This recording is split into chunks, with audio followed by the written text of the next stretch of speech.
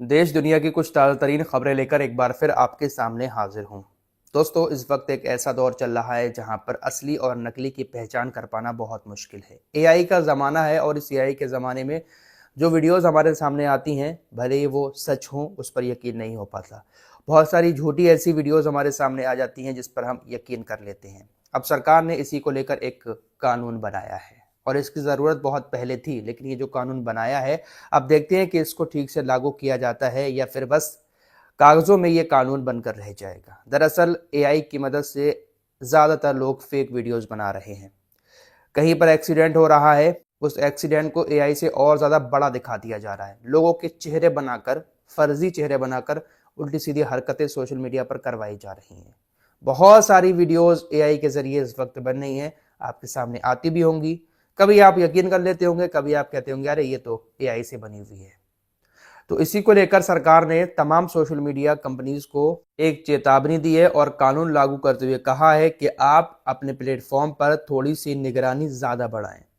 अभी तक जो कानून बना हुआ था उसके मुताबिक अगर कोई फर्जी वीडियो सोशल मीडिया पर डाला जा रहा था किसी भी प्लेटफॉर्म पर, तो उसको सोशल मीडिया कंपनी 36 घंटे के अंदर अंदर खत्म कर रही थी, मतलब हटा रही थी, डिलीट कर रही थी। लेकिन अब सरकार ने कहा है कि 36 घंटे जब तक होते हैं तब तक वीडियो बहुत ज़्यादा फैल चुकी होती है, फेक खबर बहुत ज़्यादा फैल जाती है, इसलिए 3 घंटे के अंदर अंदर हटाना ज़रूरी है।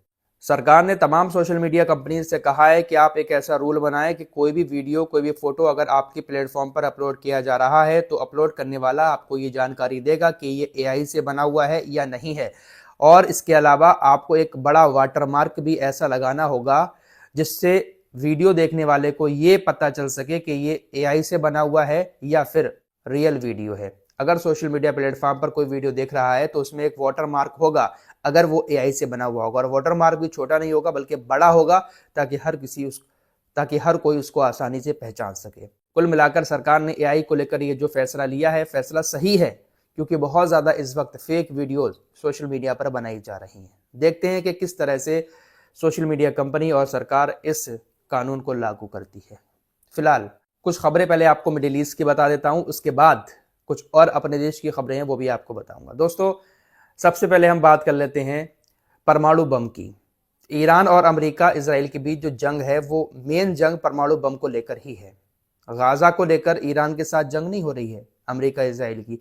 जो ईरान के साथ लड़ाई लड़ रहे हैं ये लोग, वो परमाणु हथियार को लेकर लड़ रहे हैं। तुर्की की तरफ से कहा गया है कि देखिए, अगर ईरान परमाणु बम बना लेता है तो फिर हम भी परमाणु बम बनाने की तरफ दौड़ेंगे, फिर एक होड़ मच जाएगी परमाणु बम बनाने की। मतलब तुर्की ये चाह रहा है, डायरेक्ट भी नहीं कहा कि ईरान परमाणु हथियार ना बनाए, लेकिन परमाणु हथियार बनाने की कोशिश जो ईरान कर रहा है, तो कहा कि देखिए हम भी फिर इस होड़ में आगे आएंगे।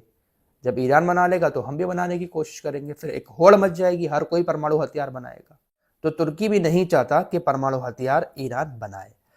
अब एक बहुत बड़ा दावा आईआरजीसी के पूर्व अधिकारी ने सऊदी अरब को लेकर किया है कि सऊदी अरब के पास परमाणु हथियार है।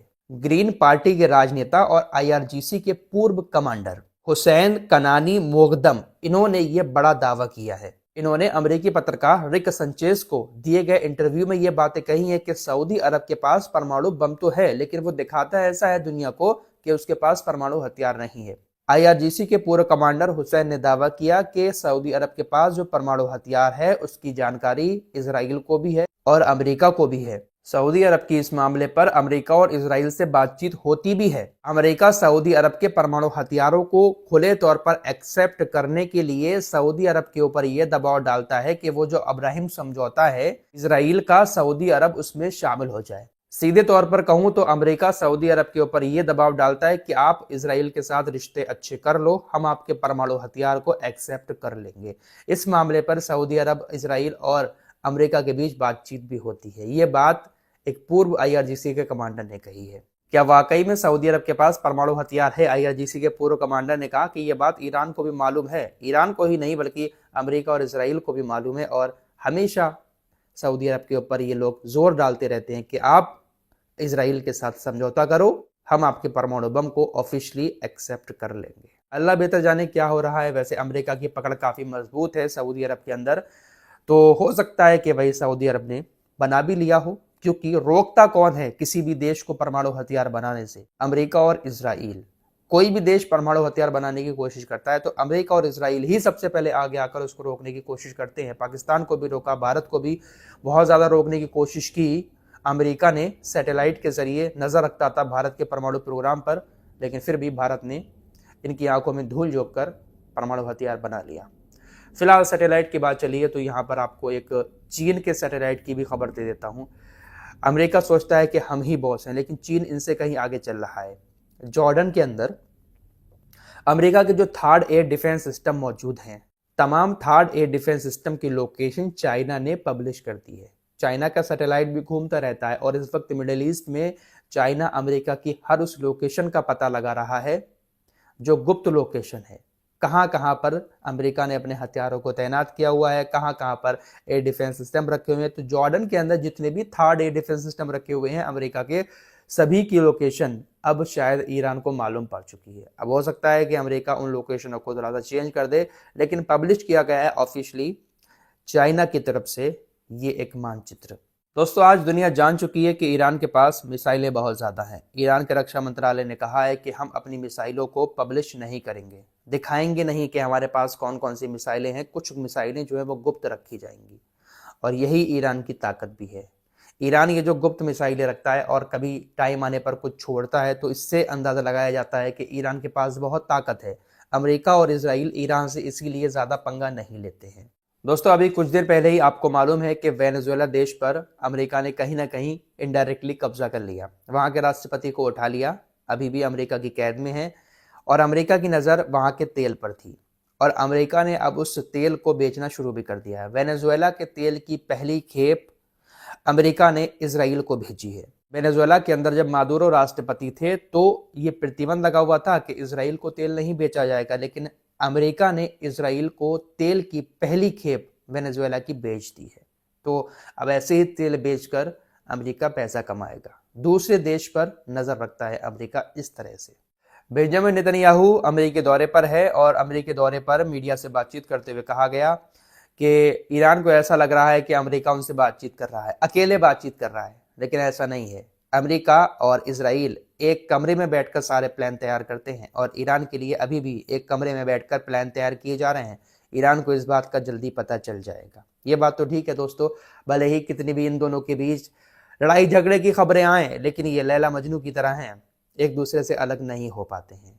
डोनाल्ड ट्रंप ने एक बार फिर से कहा है कि भारत और पाकिस्तान की जंग मैंने रुकवाई थी, परमाणु हथियार तक बात पहुंच चुकी थी, मैंने रुकवाई है। तो लगातार भारत को लेकर इस तरह के बयान डोनाल्ड ट्रंप दिए जा रहे हैं। गाजा की बात करें तो गाजा अभी भी वैसा ही है, कोई भी अंतर्राष्ट्रीय सेना गाजा के अंदर तैनात नहीं हुई है। इंडोनेशिया के 20,000 सैनिक गाजा के अंदर तैनात किए जा सकते हैं। फिलहाल अभी जैसा का तैसा गाजा बना हुआ है। जेफरी एप्स्टीन की बात कर लेते हैं। कथित तौर पर ऐसी खबरें चल रही हैं कि जेफरी एप्स्टीन ने 2018 में लगभग 330 गैलन करीब 1250 लीटर सल्फ्यूरिक एसिड खरीदा था। लगातार एप्स्टीन को लेकर ऐसी बातें सामने आ रही है। कथित तौर पर यह दावा किया जा रहा है कि ये जो सल्फ्यूरिक एसिड है ये बॉडी को डिकम्पोज करने में किया जाता है। इंसान का जो शरीर होता है उसको ख़त्म करने में इसका इस्तेमाल किया जाता है। अब इतनी बड़ी मात्रा में क्यों खरीदा था? क्या इसके पीछे एक बहुत बड़ी साजिश थी? लोगों को मारा गया है, बहुत सारी चीज़ें ऐसी चल रही हैं कि आखिर क्यों खरीदा गया था इतनी बड़ी मात्रा में सल्फ्यूरिक एसिड? ये एप्स्टीन जो है वो एक तरीके का दलाल तो था ही, लेकिन इसके अलावा इसका मकसद सिर्फ ये था कि कैसे भी बड़े लोगों को अपने जाल में फंसाकर उनका इस्तेमाल किया जाए, और इसने सबसे बड़ा हथकंडा यही अपनाया। इसका एक घर था अमेरिका में, वहां पर लोगों को बुलाता था, हिडन कैमरे लगे हुए थे, सबकी तस्वीरें वहां पर ये क्लिक कर लेता था, वीडियोस बना लेता था और फिर शायद हो सकता है कि उन्हीं के आधार पर बड़े बड़े लोगों को ब्लैकमेल करके आगे उनसे काम निकालता हो। लग्जरी लाइफ जी रहा था, अय्याशी वाली लाइफ जी रहा था। सारे दुनिया के बड़े बड़े लोग इसके कांटेक्ट में रहते थे, सबको इसने अपने जाल में फंसाया हुआ था, हिडन कैमरे लगाकर और लड़की का लालच देकर। अब इसको लेकर कथित तौर पर सोशल मीडिया पर ऐसे दावे भी किए जा रहे हैं, हालांकि इसमें सच्चाई कितनी है ये नहीं कहा जा सकता। बहुत सारे लोग कह रहे हैं कि एआई की मदद से ये सब किया जा रहा है। दरअसल ऐसे फोटोज वायरल हो रहे हैं सोशल मीडिया पर जहां पर इसकी दाढ़ी दिखाई जा रही है और कहा जा रहा है कि ये तेल अवीव यानी इजराइल की सड़कों पर घूम रहा है। सफ़ेद बाल हो चुके हैं लेकिन अभी ये जिंदा है, मरा नहीं है, क्योंकि इसकी मरने के पीछे भी एक थ्योरी बताई जा रही है कि जब ये मरा था, इसने अपने आप को मारा था जेल के अंदर, तो जिस जेल में ये बंद था वहां पर 24 घंटे कैमरे लगे रहते हैं, लेकिन जिस वक्त ये मरा था उस वक्त कैमरे रिकॉर्ड नहीं कर रहे थे। जहां पर ये था कैमरे रिकॉर्ड नहीं कर रहे थे, कैमरे लगे हुए थे, लाइव स्ट्रीम चल रही थी, लेकिन रिकॉर्डिंग बंद थी। इसके अलावा जो मेन एंट्रेंस था वहां पर भी रिकॉर्डिंग बंद थी जेल के। ये यहूदी था, इसको मोसाद का एजेंट भी कहा जाता था। तो हो सकता है भाई इसमें कोई बड़ी बात भी नहीं है कि ये अभी जिंदा भी हो। फिलहाल कथित तौर पर सोशल मीडिया पर ऐसी बातें चल रही हैं। आइए अब अपने देश की तरफ चलते हैं। दोस्तों, बंगाल के अंदर वो जो बाबरी मस्जिद टाइप की मस्जिद बनाने का ऐलान किया गया है, उसके निर्माण की शुरुआत आज से हो जा रही है। 1200 मौलवी बुलाए जा रहे हैं, कुरान की तिलावत की जाएगी और उस मस्जिद का निर्माण किया जाएगा।